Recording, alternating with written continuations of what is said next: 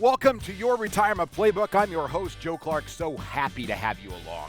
Hey, today we're going to discuss the 3 phases of finance in a deteriorating market. And I really want to start with the premise in the beginning of this very first segment of how we got here, where we are in our journey as the Financial Enhancement Group, my journey, 35 years of being in this industry, and your journey and your financial walk, if you will, through the courses of time and the ways that you need to look at money a little bit differently. Now, I've often told you that I think greed and fear are 2 of the things that interrupt most people's lives in terms of their financial futures. But I will tell you that there are 2 other words that I think have really created a detrimental problem for people as I look at retirement and I look at success and failure in the financial world. And those really are like and trust. So let's talk about what I mean, because they're really dangerous thoughts.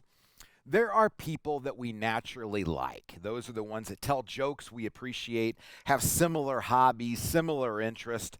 They're just people you enjoy being around. And when you like being around somebody, let's face it, it's more fun, right? I will always recommend, anytime possible, you work with somebody that you like. But then you get into that trust factor.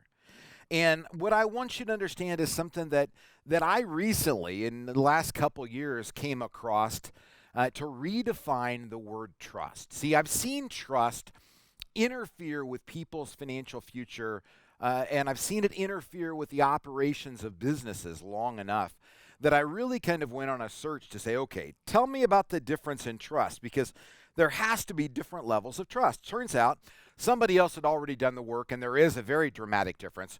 One is what we call character trust, and that's the one that I'm used to. It's the one that you're probably used to. It's, do you count on this person for doing and saying what they're going to say, not lying, being respectful, the character trust of what you would expect a family member or a good friend or somebody you can rely on. That's character trust, and I think most of us reside in that ballpark. I know when I hired people to work at the Financial Enhancement Group, when I look at people in my life, I want to like them, and I also look for that character trust. Is this somebody that I can rely on? Competency trust, however, is critical. Now, I think at the end of the day, we all know, I love my doc, but it doesn't mean I would let that doc do surgery on my brain. They're not neurologists. They're, I would not necessarily let somebody that well, you can use all of the different illustrations that you want. We all understand what competency trust is. It's just harder to gauge. If you give character trust to somebody, how do you know they truly have or are worthy of competency trust?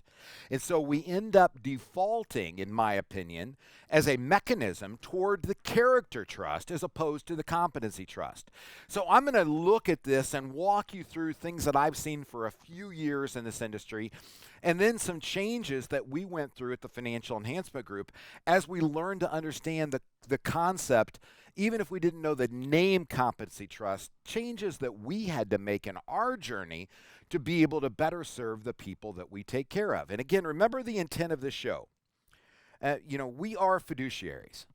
And if you want to do this on your own, God bless. I want to give you the best that I can possibly give to help make your financial journey successful. If you're looking for a fiduciary, though, that's our business. And it is our hope that you call.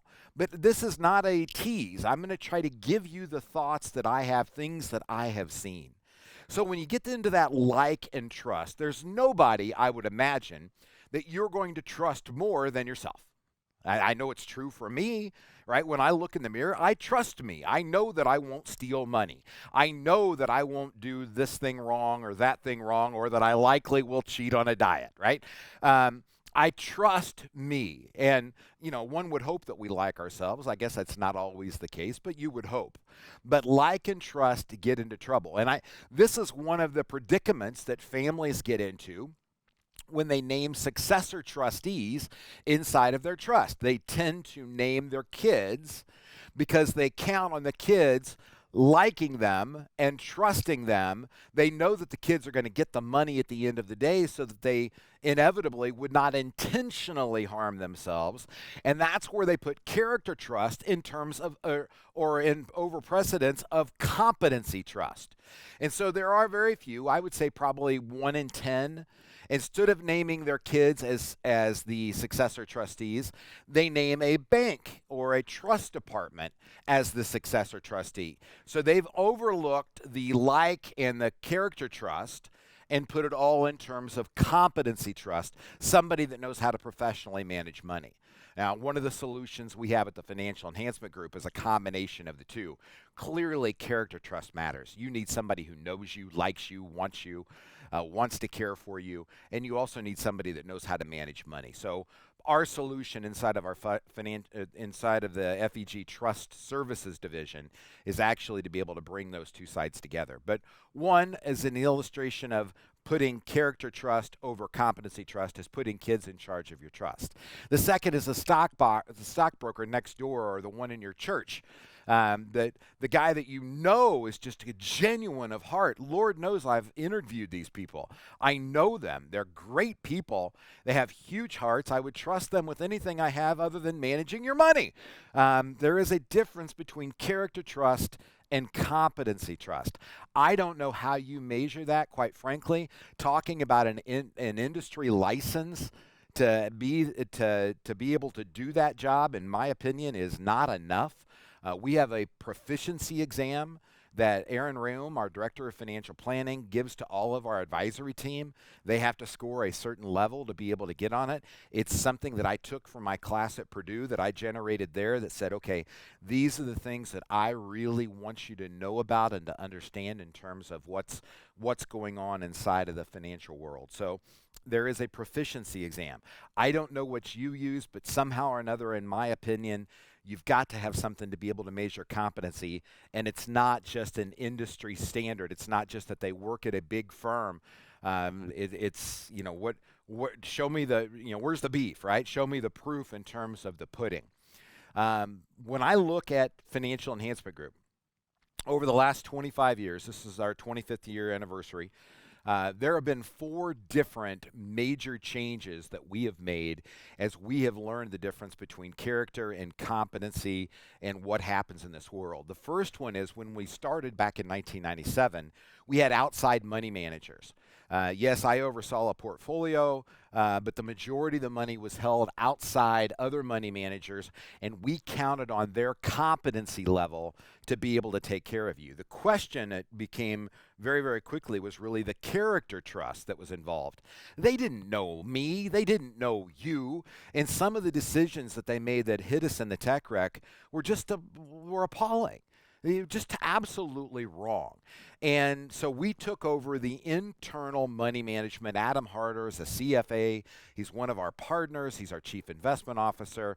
Andrew Thrasher is a chartered market technician, one of the graduates from Purdue in the program that I taught there, has been with us for over 10 years. Those two, along with Zach, end up running the portfolios for the most part and taking care of it. We needed to do it internally. Now, once we moved into the world of, well, we take care of tax, we care about tax. As a certified financial planner, I understand tax, or so I thought. And then I got involved with Huth Thompson up in Lafayette, Indiana, and I spent over 10 years as a partner working with Huth Thompson, developing the Financial Enhancement Group inside of their office. And I learned the things that I knew and the things that I didn't know. And there were clearly a lot of things that I was taught as a CFP that didn't necessarily become true in the practical world, if you will. And so we had that combination of those two things working. But that internal money management allowed us to provide much better tax planning advice. And always remember that there's a difference between tax planning and tax preparation. Tax preparation is after the fact. It's what happens in April of the following year. Tax planning typically has to occur before December 31st. When I taught at Purdue, they gave us a textbook for me to teach out of. I taught the senior level course in financial planning, and they gave us this book, 240 pages, $240 a page, $1 a page. I thought it was a little excessive. Anyhow, I didn't like it, and I petitioned Purdue and the CFP board to create my own curriculum. I was allowed to do it, and we trademarked it because I'm an entrepreneur at heart, right? So the family focus process was we knew we needed a direction to take you that covered the entire financial journey. So it started with your financial vision. Everybody wants to make more money. Everybody wants to pay less taxes. Nobody wants to go through probate. But how do you put all of that together inside of a financial journey? And that's where we created the family focus process and we trademarked it. It starts with your financial vision. So if you're doing this on your own, make sure you record your financial vision where it's just a paragraph or 2 sentences that says, here's where I am, here's where I want to get to. This is what we're trying to get to. And I would try to leave numbers or quantitative measurements out of it. Secondly, how you deal with the 5 critical elements, right? Your life after work. How are you going to handle that? The annual tax planning, the investment playbook, dealing with the market volatility. The third is dealing with the life happens. It's the good and bad and ugly of life that are irregular events. And then last but not least is the legacy plan. And you've got to have a way to be able to address each of those. And I would ask yourself this question, or I would ask your spouse if they're not the ones managing the money. Dear, if something happened to me, and I was unable to be here to do this, how are you going to address these areas? Make sure that not all is lost just because you are no longer present, right?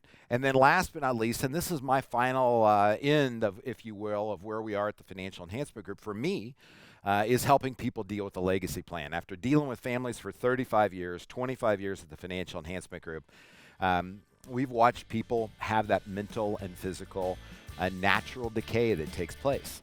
How do you complete the financial journey? And I don't think most people are ready for that. That's what we're working on. So I would give us a call at 800-928-4001. Go to yourlifeafterwork.com. If you want to do this on your own, God bless. But if you're looking for a fiduciary, that's our business. Get signed up for a Next Steps meeting at yourlifeafterwork.com.